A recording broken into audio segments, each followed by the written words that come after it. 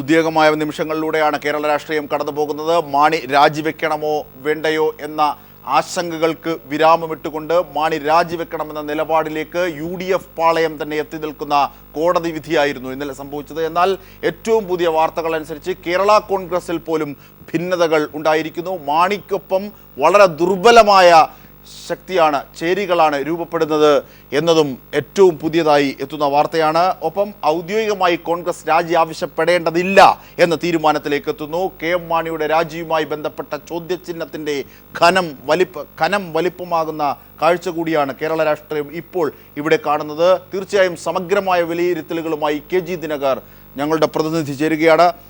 ദിനകർ, ഇത്തരത്തിൽ KM മാണിയുടെ രാഷ്ട്രീയവുമായി ബന്ധപ്പെട്ട് കേരള കോൺഗ്രസിലെ ഭിന്നത, ഔദ്യോഗികമായി കോൺഗ്രസ് രാജി ആവശ്യപ്പെടില്ലെന്ന ഏറ്റവും പുതിയ നിലപാട്, കാര്യങ്ങളൊക്കെ ഈ ഘട്ടത്തിൽ എത്തി നിൽക്കുമ്പോൾ ഇന്നലെ വരെ കോൺഗ്രസ് ഹൈക്കമാൻഡ് വരെ രാജി അനിവാര്യമാണെന്ന് പറഞ്ഞു നിൽക്കുന്ന ഒരു ദിശ, ഇന്ന് തിരക്കിട്ട ചർച്ചകളാണ് തലസ്ഥാനത്താകമാനം നടക്കുന്നത്.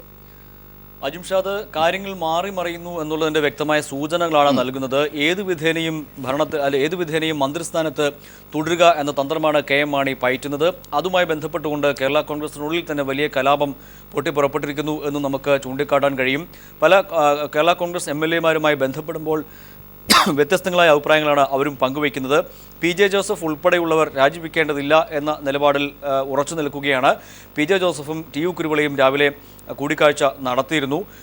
അതോടൊപ്പം തന്നെ KM മാണിയുടെ കൂടെ KM മാണിയുടെ ഒപ്പം ചീഫ് വിപ്പ് തോമസ് ഉണ്ണിയാടൻ ഉൾപ്പെടെയുള്ളവരും രംഗത്ത് എത്തിക്കഴിഞ്ഞു. മാണി രാജിവെക്കേണ്ടതില്ല എന്ന നിലപാടിലാണ് ചീഫ് വിപ്പ് തോമസ് ഉണ്ണിയാടൻ എത്തിയിട്ടുള്ളത്.